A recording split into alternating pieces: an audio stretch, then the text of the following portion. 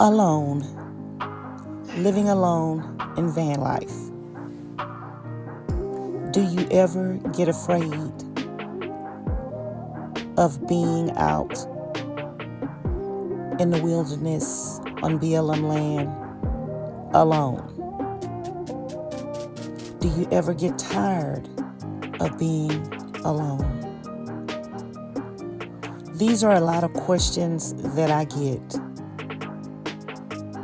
from others who would like to enter into this lifestyle, but they fear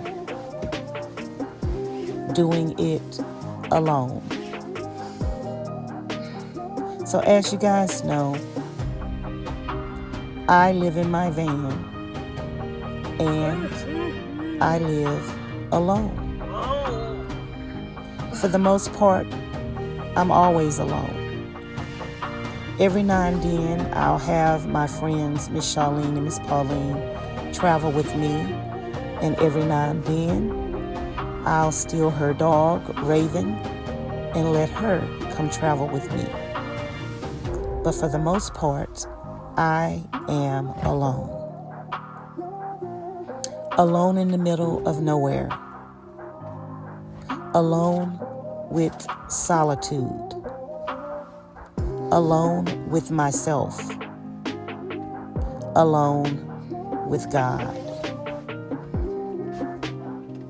Alone at a distance with other nomads surrounded around me, chasing the same peace and tranquility that most nomads chase.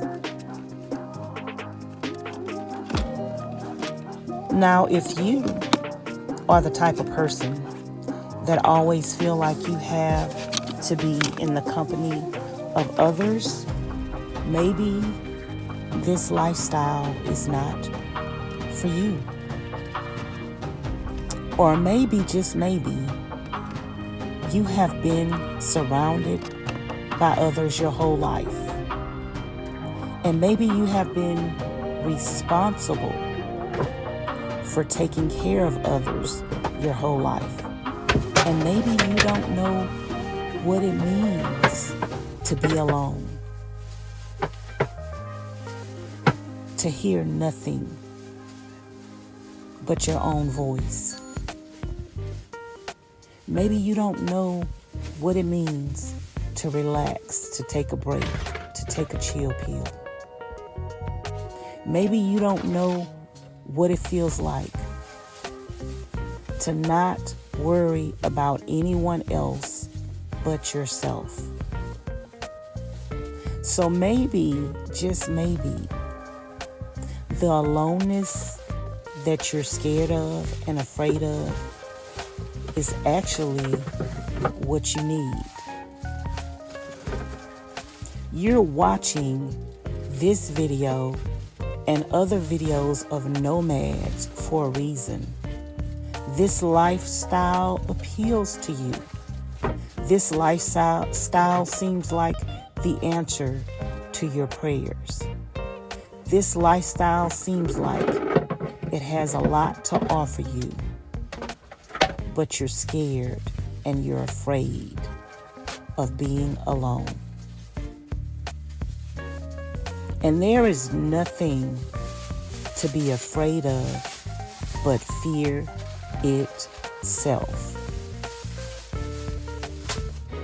So a lot of people ask me, do you ever get lonely? Do you ever get afraid of being out there by yourself on BLM land? Anybody could come up and they could attack you.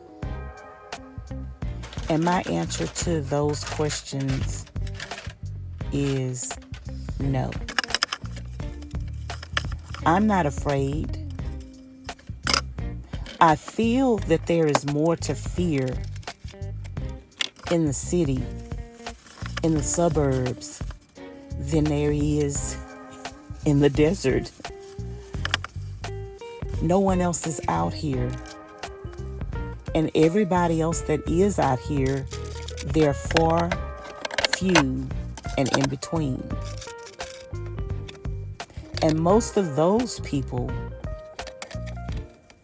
are of the same mindset that you are. My chances of getting hit by a car are greater in the city. My chances of being robbed are greater in the city. My chances of someone breaking into my van is greater in the city.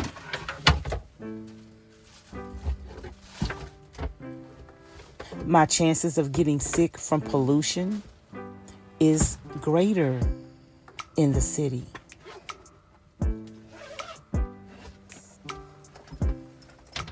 But what's the chance that you might do van life by yourself and be alone and discover that you like it and discover that you needed it and discovered that this type of freedom is something that you've been yearning for your whole life? You know, sometimes when we're around other people, we hold those people accountable for our peace, our joy, and our happiness. And sometimes that's why we're miserable. That's why we're sad. That's why we're depressed. And that's why we're disappointed, because we are holding other people responsible for our happiness because we have not learned yet how to tarry alone. We haven't learned yet how to find peace within. And let that peace that we have within self-sustain everything that we're in need of. No one can make you happy in life if you have not found happiness within. And I feel like each and every one of us needs to take a sabbatical, some time alone. You don't have to jump in a car and jump in a van and go into the clear blue yonder. But you'll never know if you can be happy being alone if you never find that time and make time for yourself. You know that saying, ain't nothing to it but to do it. Right now, I'm in the middle of nowhere. There are other nomads, far, few, and in between. No one's bothering me. I don't hear traffic sounds. I don't hear my next door neighbors cussing and fussing. I don't live in the hood anymore where I hear gunshots every day. I see bodies dropping at my front door. I see children being neglected and abused. I see people walking around, buying drugs, selling drugs, addicted to drugs, dying from drugs. Those things are no longer my reality.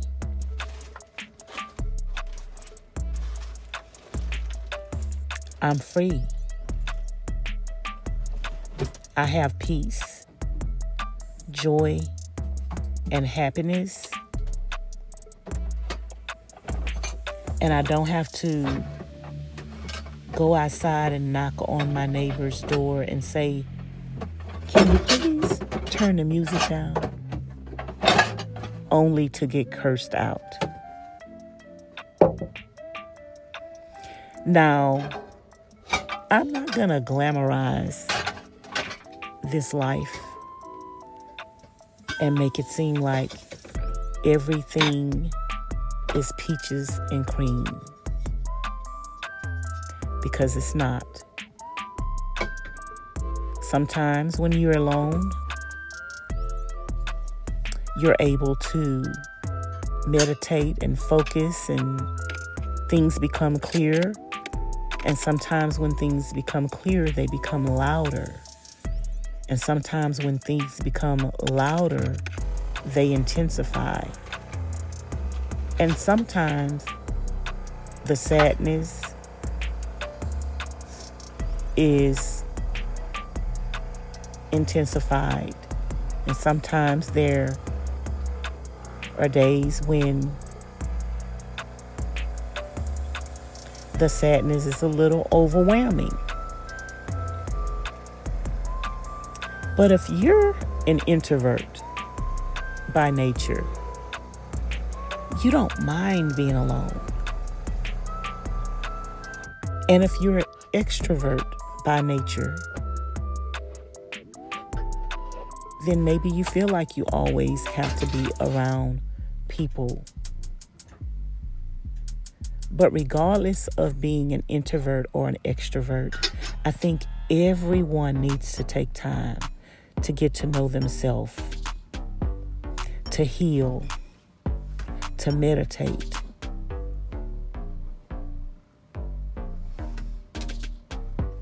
to get closer to God, to get closer to nature, to hear the silence that you've never heard before. You may discover things about yourself that you never knew.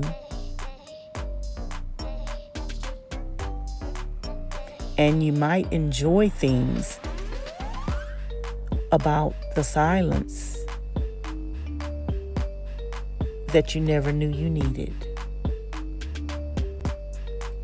I'm not saying van life holds all the answers to all your problems. But what I am saying is no matter what you want in life, try it. If it don't kill you, you might enjoy it. You might find out you like it. The solitude may be something that you needed. And you can always go back to the hustle and bustle that your real life has to offer, if that's what you want. But I'd say if this life appeals to you, you don't have to jump in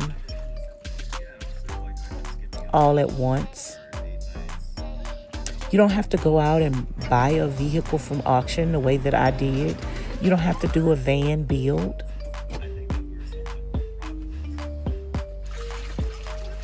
You don't have to sell everything and make a decision that you might regret. But maybe being a weekend warrior is for you. You don't have to drive out of state. There are so many places within the state that you live in, so many state parks, so many trails, so many people that you haven't met.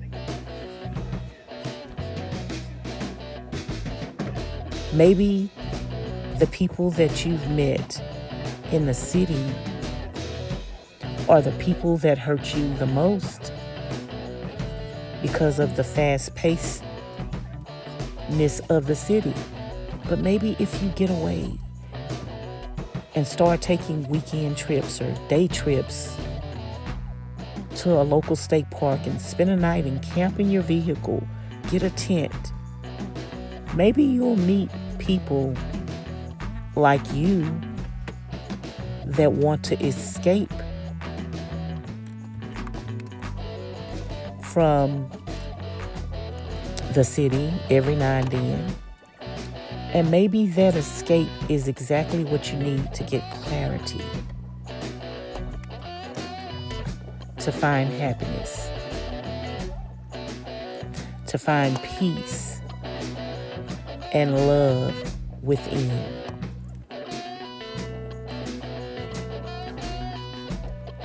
You know, van life is not that much different than home life, especially when you've built out a van or you have a vehicle you can stand up in and you have a refrigerator and a stove like I do and a toilet. It's not that much different than home life.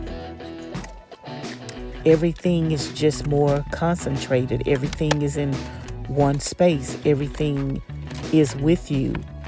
Everything that you are ever in need of, you have with you to take with you at all times. When you pack a suitcase, you try to pack that suitcase very well so that you can have everything with you that you need when you go on vacation. That's one thing about van life and being a nomad. We live in an never-ending vacation. And so we pack with us everything that we're in need of to sustain this life, our happiness, our peace. We have clothes, we have food. If we so choose to, we have makeup, we have jewelry, we have our pets. We have everything that we need. And now we're free to move around the country. We don't have to stay in the same city, in the same state, in the same neighborhood. We don't have to have the same neighbors that don't like us, that are problematic, that are evil, that are wicked. We can get away from whatever ails us. And we can get out in nature and discover ourselves. Discover what makes us happy. Discover what's making us sad. So that way, those things we can pray about, we can concentrate on. Self-awareness is very important. But you will never discover the things that you need to discover by yourself. Or you will never discover the things that you need to discover about yourself if you're never by yourself. If you always have people in your face and in your space, then you're never learning things about yourself that you like, that you dislike, things about yourself that you need to work on. You know, sometimes when we're around other people and they get on our nerves, sometimes we may think it's them. And a lot of times it may be them. But then when you're alone by yourself, you get to find out, is it really them or is it me, or can I live without them? Because not every relationship that you have in your life is a relationship of necessity. If people make your stomach hurt, if people make you cuss and fuss, if people make you feel like losing it, if people make you angry, if people make you sin, that's not your people and that's not your tribe. Hello, Sunshine Squad. How are you guys doing today? Come on in. Thumbs up the video if you are my friend. I just got through taking me a bath, gathering all my trash, putting my dirty clothes in the back. This little onesie thing has the shorts under it. I love it. Wish I could find another one like this. I do have a red one, an orange one. I don't know if I have it here or not with me. But anywho, you guys, I am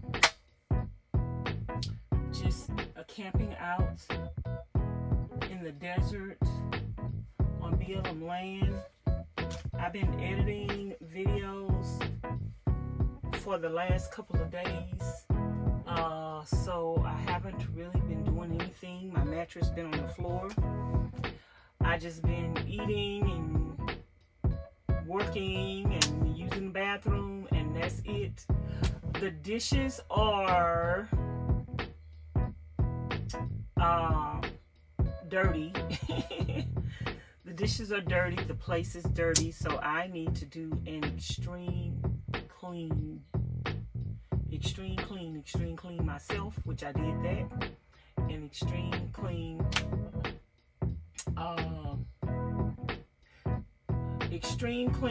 myself, an extreme clean the kitchen, the house. I was gonna wear these shorts today, but I'm not going nowhere, so I think I'm gonna save this for tomorrow. If I go somewhere tomorrow or the next day, I may not go nowhere tomorrow. I don't know, child. So we shall see. But I posted something on my community post on Life's Lessons with Vanessa. Let me read it to y'all.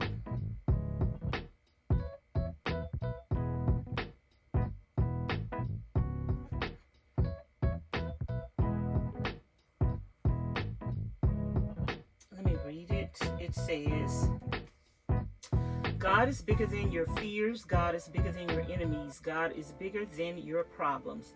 God said, if you love me, keep my commandments. Regardless of what you're going through, keep God's commandments. Regardless of what people do to you or say about you, keep God's commandments. Let God be the difference between you and them. I always say that. Let God be the difference between me and my enemies. God said you will know them by their fruit. The world sees what it wants to see, but God sees everything and he sees you. You know your heart and God knows the truth. Let those that don't fear God and live for him, let them continue to sin. Let them continue to lie. Let them continue to laugh. Let them continue to reject God. Continue to keep God's commandments. God said to be angry and sin not. Don't take matters into your own hands. Let God expose the truth in his timing. Let God make your enemies your footstools. Let God put a stop to the attacks from Satan. Fast, pray, and keep God first. Things might feel overwhelming, but God is over everything. I turn my problems, my enemies, and my soul over to the Lord and over to my Lord and Savior today and every day of my life. God gets the last word. There's nothing funny about sin. There's nothing funny about people going to hell. There's nothing funny about rejecting God. There is nothing funny about hating others. Warning comes before the fall. When you pray for your enemies, you're warning them. When you pray for your enemies, you're releasing them. When you pray for your enemies, you're pleading with them.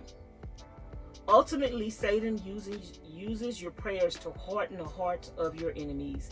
Satan uses your strength to harden the hearts of your enemies. Satan uses the truth to harden the hearts of your enemies. And Satan uses your obedience to harden the hearts of those who disobey God. You are called to be holy. Holiness looks different in the eyes of God, of the world, and people attack those things that are different. Your strength comes from God. Your faith in Him is your salvation. Your light exposes the darkness and releases the holes that Satan has on those that are in the darkness. Continue to be obedient. Continue to let your light shine. Continue to pray and keep the faith. Continue to trust God. Continue to turn your enemies over to God. Let Satan be Satan. Let your enemies continue to sin. Let your enemies lie on you. Let them attack you. Let them band together. Let them hide behind closed doors. You can't change people. Whoever those people are is who they are going to be. Your prayers can't change people. God is the only one that can change people, and they have to want to be changed. Your prayers are for your strength and protection. Cover yourself and your family in the blood of Jesus and turn the unknown and the unseen over to God. God will be the difference between you and your enemies. Don't stop living your life in fear of the unknown. God knows your future, so keep living and keep pressing on. God is my protector and provider. I trust Him daily. Look around you. Look around you. You can see God in everything. God will even use your enemies to get your blessings to you. Written by VANESSA-VIPB. And I posted some beautiful pictures that I took in the Valley of Fire. And I just want to encourage y'all today to continue to trust God, to keep the faith, to put Him first. Let people be people. You can't control people. You can't control their actions. You can't control their deeds. You can't control their relationship with God. You cannot control people. You could talk to the moon. You could talk to you blue in your face. I remember when I was growing up, my grandmother used to go to church. She had 3 sons that was in the world, that was just sinning big time, doing all kind of crazy things. And my grandmother used to go to church, and she used to cry, and she used to pray, and she used to pay for prayers from the pastor and the congregation, because the church was all about money. Hindsight is 20/20.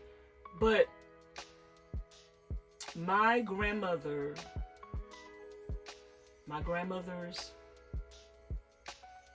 in my opinion, sons, 2 of them, in my opinion, died in sin. Her prayers didn't save them. Her prayers was for her, to make her feel better about their life. But her prayers did not save them. They had to want it for themselves. No matter how much heartache, no matter how much pain, no matter how much she cried out to God, they didn't change. So at the end of the day, we cannot change people. When people want to live a life outside of God, when people want to cater to the things of the world, when people want to be disobedient to God, you cannot make them. When people do things to hurt you, no matter how much you talk to them, no matter how much you cry to them, that's just like you married and your husband keeps cheating on you. Every time you catch him, he say, "Oh, I'm sorry, I apologize, I'm gonna stop." And he never does. I always say, when people don't have a personal relationship with God, they are capable of any and everything. Start expecting any and everything from people, and that'll tell you whether or not they have a personal relationship with God. If you expect any and everything, and people give you any and everything, that lets you know they do not have a personal relationship with God. Point blank, period. End of story. We can't control people. We can control our actions, our words, our deeds. We have control over our relationship with God.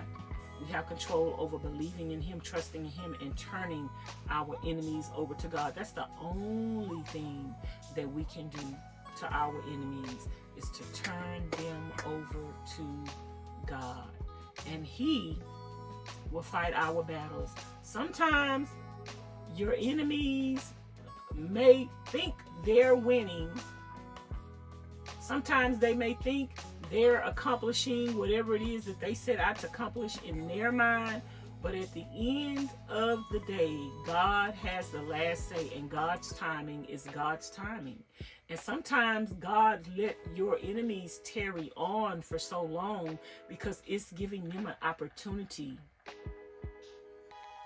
Every time they sin, God tries to reel them back in, and He's trying to give them an opportunity to get saved, to get delivered, and to give their lives to Him, but they won't, and they continue to reject Him, and eventually that rejection is going to turn into their punishment. So I just said that to say, I love y'all, I appreciate y'all, and y'all be encouraged.